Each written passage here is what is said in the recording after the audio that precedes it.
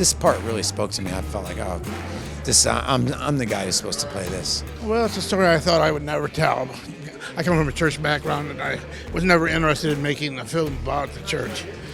But after having dinner with Pavel Pavlovsky, who did Ida, I thought, well, I guess it's time now. You're going to have to write that movie. You said you would never write. Paul Schrader is a great artist. He's willing to tackle incredibly difficult subject matters. Where does spirituality intersect with our relationship to the environment today? Where does our despondency intersect with a sense of hope? How do you hold two opposing truths at the same time? Really difficult conversations. Usually, like, the first question is, how did this film come about? But in so many ways, and I'm getting elegiac here again, and I apologize, but it seems like this is a film your whole career in a way has been aimed at. And so I guess, what does this film mean to you, and how did it come about? Well, the first serious work of nonfiction I did was a book on theological aesthetics in film. And then the first serious quality work I did in fiction was Taxi Driver. And so when I said earlier, this sort of completes the circle, it takes those two diverse threads and ties them together. Yeah, and I never thought I would write a spiritual film. I don't think my previous films are spiritual. And I was just too intoxicated with the sex and violence and empathy and action of cinema. And I remember saying to somebody once, you'll never catch me skating on that thin Braconian ice. But then about 3 years ago, I was having dinner with Pavel Pavlovsky, who had done a film called Ida, Polish film. And we were talking about the spiritual in film and all of that. And I left that dinner, and walking uptown, I said, it's time. It's time for you to write that script that you've promised for years never to write. And you're going to be 70 next year, and it's time to write it. So that's how it started. Earlier, well, I guess last year, Ethan and I saw Rick Linklater's Last Flag Flying, and one of his comments was that the film, Lawrence Fishburne is in the film, and that the character he plays in Apocalypse Now, there was kind of an almost direct connection with the character he plays in Last Flag Flying. And this film seems there's a direct connection to Taxi Driver, not in the same character, but in the same thread. Well, the editor said to me while we were editing, he said, there's a lot of Taxi Driver in this movie. And I said, yeah, I knew there was some, but it's a lot more than I thought there was. And it's that same sort of gimmick you have. You get inside a loner's mind, and you see the world as they do it. You hear their voice, and you identify with them. And then after about 45 minutes, they start to veer off. And they no longer became quite the person you thought they were. They become unreliable, and then they often become evil. But you are still identifying with them. And that's a wonderful thing an artist can do. Because when you get a viewer to identify with someone they don't regard as worthy of their identification, some strange things are going to happen inside their head. And you can't predict what those things are, but you know they're going to be what art is all about. So, and how did the casting go? How did you get Ethan involved in the project? And Ethan, how did you get involved in the project? Well, normally when you write, you try not to think of actors because it makes you lazy as a writer. But about 2/3 of the way through the script, Ethan's image started coming into my head. And so after I finished the script, I sent it to him. This was long before there was any thought of financing. And he responded within 24 hours. Well, I spent the better part of my life reading scripts, and very few people can write them. The script itself was clearly the work of somebody who had a lot to say And it was very exciting and definitely what I wanted to do with my life. I'm really curious because you do multiple films a year, and you've just written and directed, and your performances are so intense and absorbing and completely there. How do you do that in a way? I mean, there must be a couple of characters in your head at any time. I don't know, this is going to sound a little, I hope it doesn't sound wrong, but I've been reading Willie Nelson's book, right?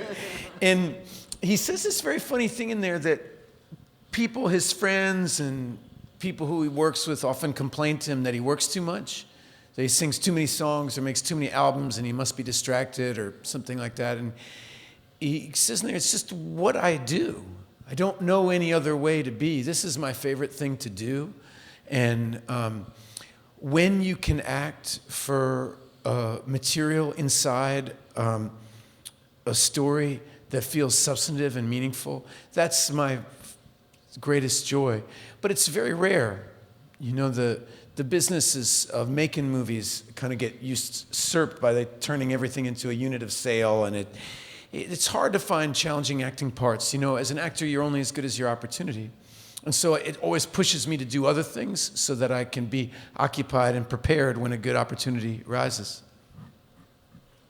So the ending, of course, is it a dream? Is it real? I mean, how do and that the gorgeous camera work, how did you access that, I guess? Or well, what do you think?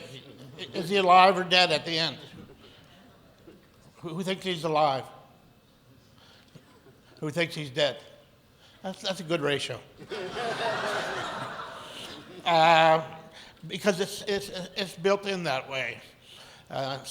Going again back to Taxi Driver, where you're not quite sure whether this epilogue is actually happening.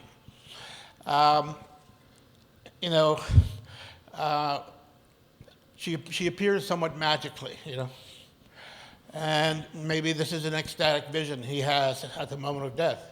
Or maybe it is, in fact, God's grace saving him.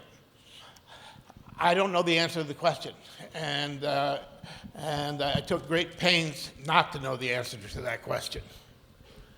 I find one of the things I love it is early on, and the scene I have with the young man, he talks about holding hope and despair in both your hands is kind of what our mission here is to do, and that what the ending always meant to me is it's a kind of embodiment of that.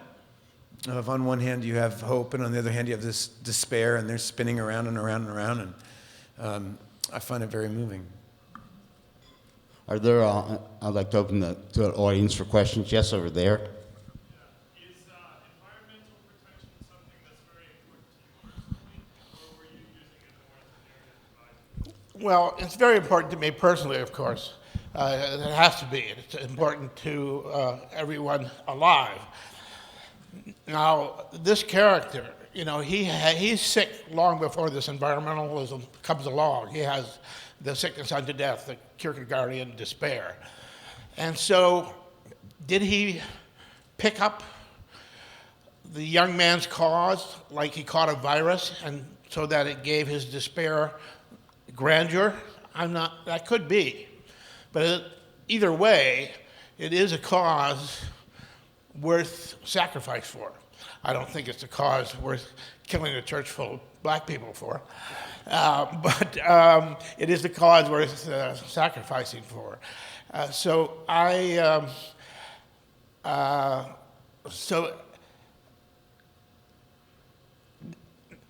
The first issue is the arc of a soul, and so it's not really about the environment, but then of course it is, because for thousands of years, philosophers have been asking the question, why are we here? Where are we going? What is our purpose?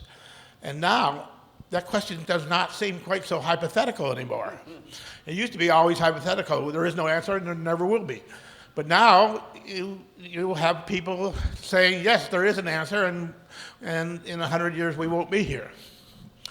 So it lends a certain urgency to that discussion. I love how it's set against the backdrop of this abolitionist church, too. and how when somebody thinks of sacrificing themselves for the environmental cause, it seems kind of histrionic and crazy, but yet set in the context of some priest sacrificing himself for the abolitionist movement, it has a nobility to it. And with the eyes vision of history, it seems noble. And where do you fall? I find the movie pitches that question in an interesting way, I thought. Another question, yes, up there. How do you recover from living in that world and making that movie? Like, it's kind of bleak and dark, and how do you recover from that? The question is, how do you recover from living in that world? Not as quickly as I imagined. I found myself somewhat intimidated by the film. I said, I hope this isn't my last film, but if it is, it's a pretty good last film. And so I've been slow to come up with a new idea because I keep batting these ideas away because, I don't think they're good enough to follow this one up. So I've been living in the shadow of this film longer than I would normally. Ethan, as an actor? I find it really mysterious, playing characters that are in so much pain and trying to internalize it and teach your body how to feel. That it's part of my life is figuring out how to navigate using your emotional life. Playing a part like this, you kind of have to teach your brain what it would take to think these thoughts, how you would get there honestly, how could I really believe myself in this moment, what would be the thoughts that would take you to get there. And it's almost like a guided meditation on despair. And we all know this, you kind of can wire your body. You see your father, you think this thought. There's these hard wires inside your body, and you can teach your body them. And it's kind of a dangerous thing to do. So I don't recommend it.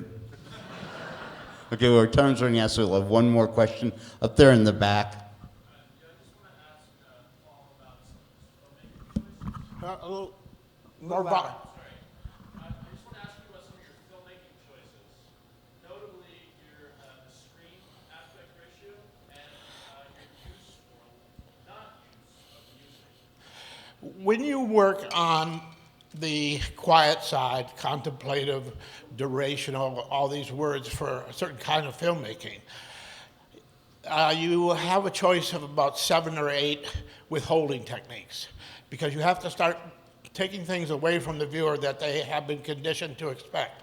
It's the only way you can get them to start leaning into your movie. So, you create a cutting pattern where you hold longer than the viewer expects. You have shots that don't pan or tilt, and a whole kind of rigidity. You change the format, and an average audience doesn't know that there are no over-the-shoulders in the movie. He doesn't say to his girl, "Gee, there's no over-the-shoulders in this movie." But he knows that something is being withheld. There's something different. And every director who works in the contemplative manner uses the same 7 to 9 techniques, but they use them in different ratio and different proportion, which is why all their films are different.